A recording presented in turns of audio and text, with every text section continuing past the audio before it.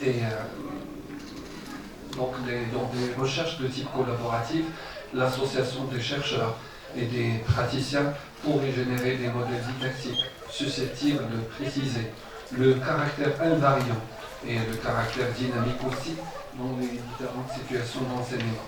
Et à titre d'illustration, l'interaction entre la lecture et l'écriture, en vue de leur enseignement-apprentissage, pourrait être appréhendée par des méga-outils qui ont la propriété de dépasser le cloisonnement, voire le caractère compartimenté des deux objets, de la présence de deux objets, lecture-écriture, dans des dispositifs tels que les manuels, le cas des traces écrites également, comme partie de la tâche, comme le penserait et dirait Christophe dans son ouvrage Exercice, problème, situation et tâche comme lieu de rencontre. C'était le cadeau de quelques années. Merci Christophe. Les dispositifs didactiques ont l'autorité scientifique de rationaliser les outils ordinaires de l'enseignement, mais les pratiques aussi de l'enseignement des objets de français, de leur configuration, voire de leur configuration disciplinaire, et à partir des contraintes afférentes à la complexité des différentes situations didactiques. Voilà, en gros, je termine donc les grands jalons, mais d'une excellente conférence. Je vous laisse le soin et le plaisir d'en déguster davantage à travers vos questions que vous pouvez adresser directement à la concerne. Merci.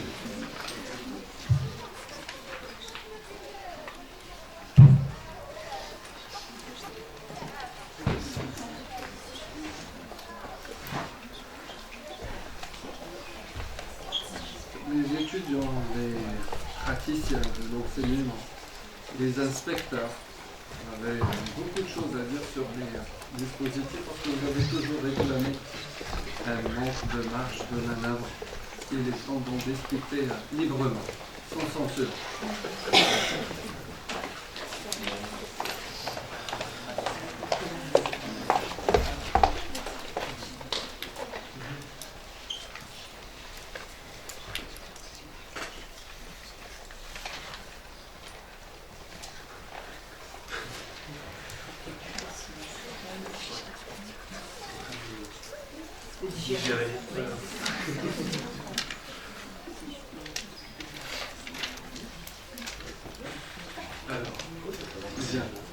Alors, question.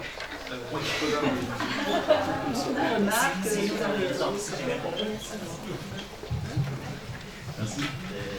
Si j'ai bien compris, vous avez Vous expliqué... présentez à chaque fois, s'il vous plaît, comme ça. Ça, on a lancé qu'on fonctionne dans le réseau. Si jamais il y a des intrus, on peut les chasser tout de suite.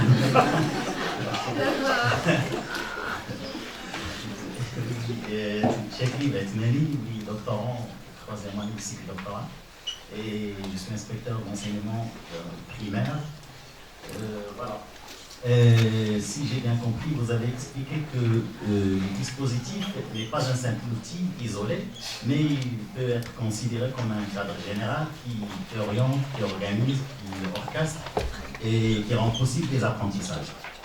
Donc, dans ce sens, et si l'on considère le dispositif comme un méga-outil dans une perspective gaussienne, c'est-à-dire comme un instrument de médiation, peut-on dire qu'il structure non seulement, qui va peut-être amener à structurer non seulement les interactions, mais aussi les modes de pensée des élèves. Et je parle notamment de l'activité de lecture.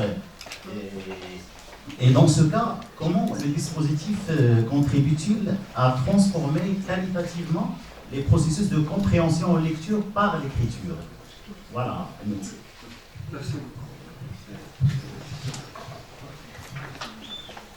Très vaste question. Et tout dépend évidemment du dispositif, mais on est d'accord que quand on parle là de dispositif, potentiellement, je reprends un autre cadre, mais qui s'inscrit aussi dans la perspective du Gaussienne, quelque part, on est sur cette idée d'apprentissage de mode de pensée, de parler et d'agir dans la discipline.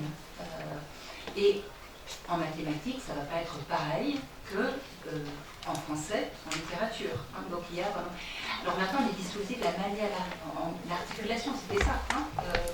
Comment le dispositif enrichit de l'écriture enrichit la lecture et la compréhension. C'était ça votre... J'aurais bien envie de vous dire, venez à Agadir, ce sera le sujet de ma présentation à Agadir. Mais oui, ça dépend vraiment du dispositif. Mais par exemple, je vais prendre la suite de récits. Donc l'exemple que je vous donnais ici. Très clairement, pour les élèves, on ne peut pas se dire que la compréhension de l'œuvre est finie une fois que le travail a été fait sur le volet lecture, parce qu'en fait, l'articulation avec la page d'écriture remet en mouvement et permet d'approfondir la compréhension. Et le fait de se dire « je vais écrire une suite » amène à s'interroger sur les personnages, leur mobile d'action, la chronologie là au sein du récit.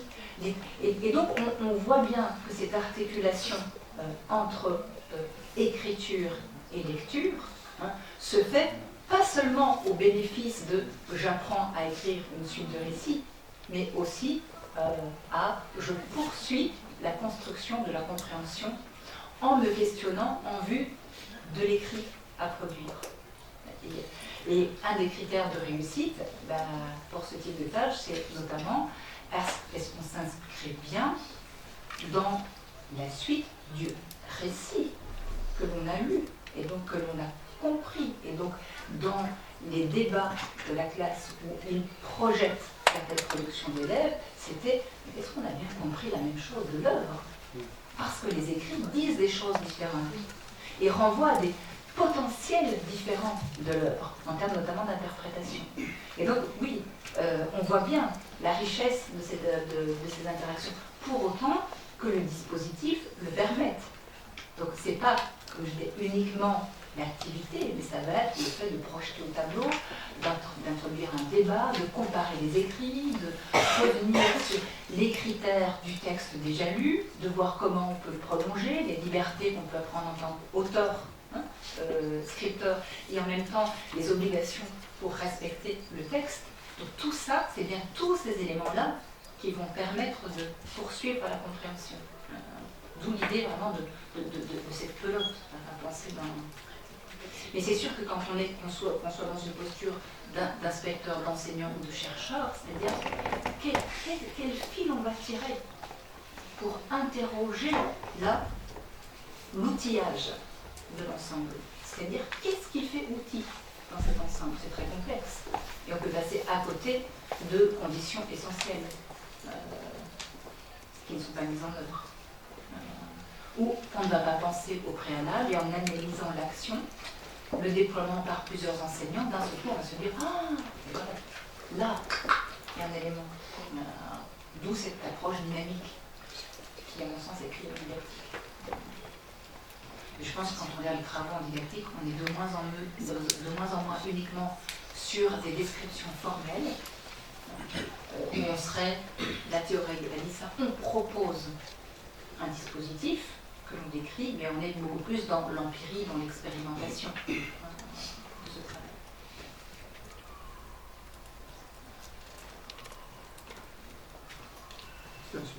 Ouais, allez-y. Ça va, je me présente à Chima Sané, doctorant, troisième année. L'équipe russe. Donc, riche ou riche? Ah, je sais pas, c'est quoi? C'est la question. Donc, j'ai utilisé l'occasion, madame, pour aborder en fait, des photomies, une dualité par rapport à la composition en fait, de Migaoti et de dispositif. On a un aspect en fait, relatif à ce qui est concret, ce qui est opérationnel, mais on a aussi des aspects de dimension abstraite et surtout des fonctions pour développer l'abstraction chez l'apprenant. Donc les traces, c'est tout à, au début, c'est des objets d'ordre matériel. Donc vous avez abordé dans votre conférence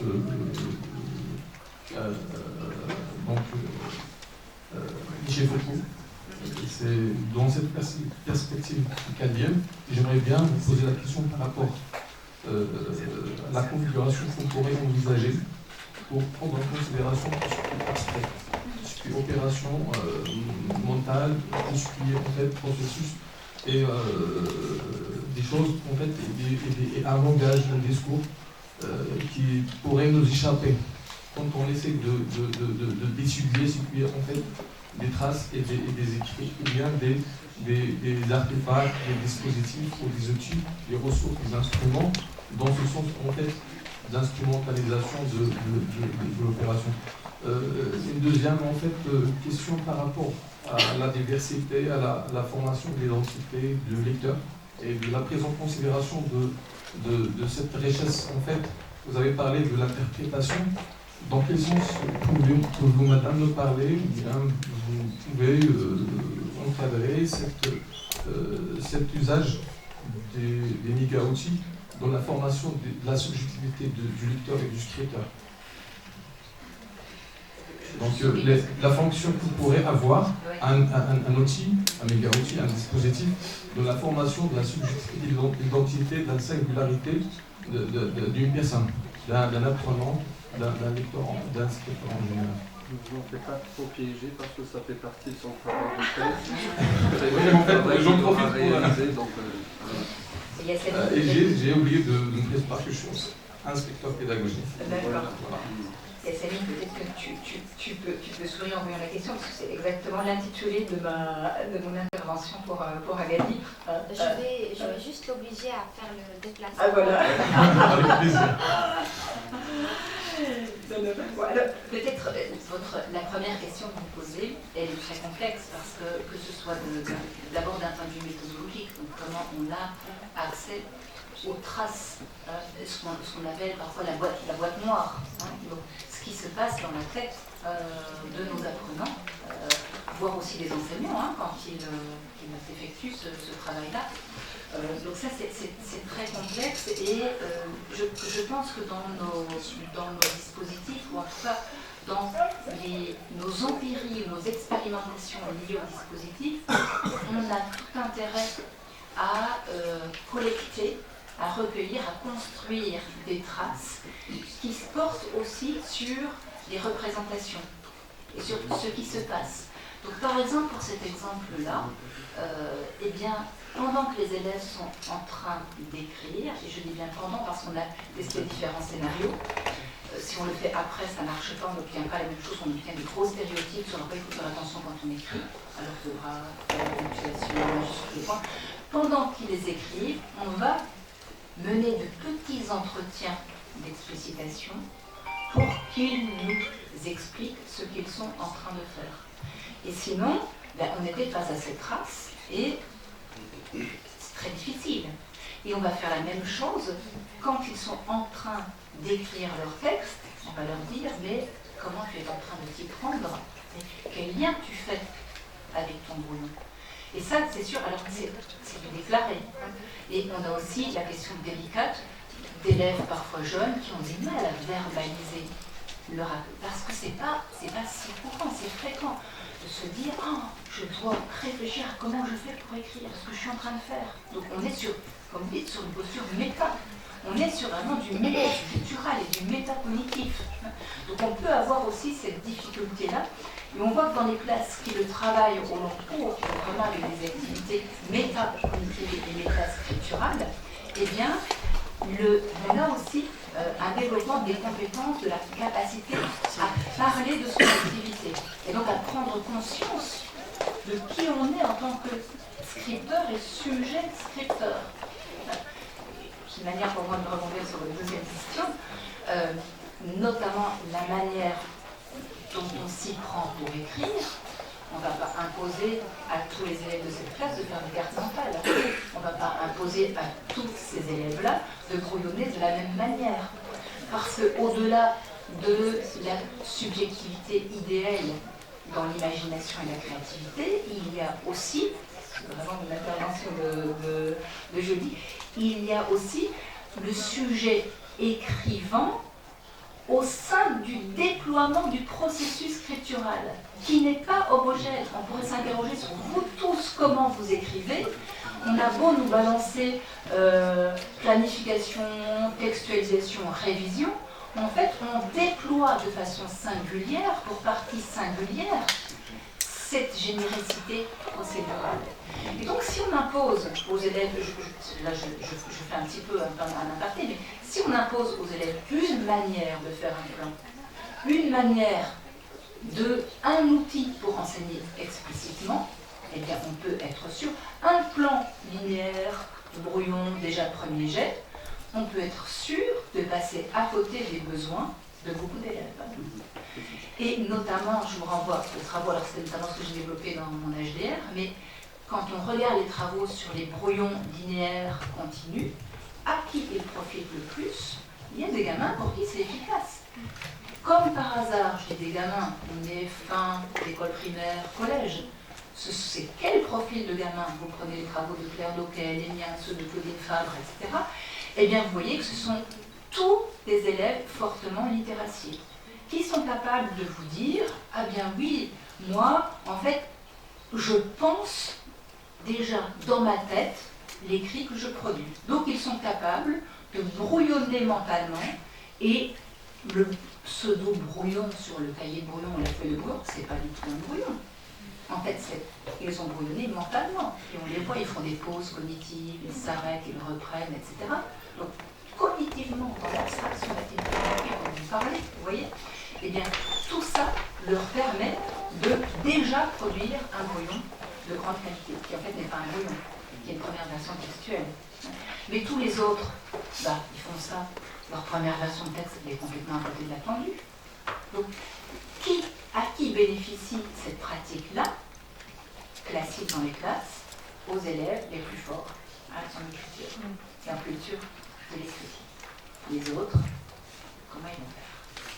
Oui, parce qu'il y a cette subjectivité et cette singularité du sujet, pas que dans les idées, mais vraiment dans le déploiement du processus. Et ça, comment on lance la question? Par quel dispositif? Qui n'écrase pas la singularité du sujet. Je ne réponds pas, sinon je fais une deuxième conférence. Tu me donnes un avant. Voilà.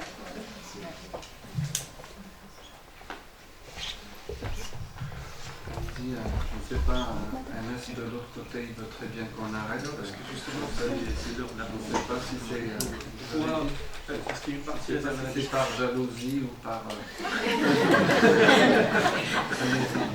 J'ai votre question, mais je suis sûr que l'appétit viendra en mangeant. Je suis sûr que on aura l'occasion de revenir. Alors, allez-y. C'est moi qui vais.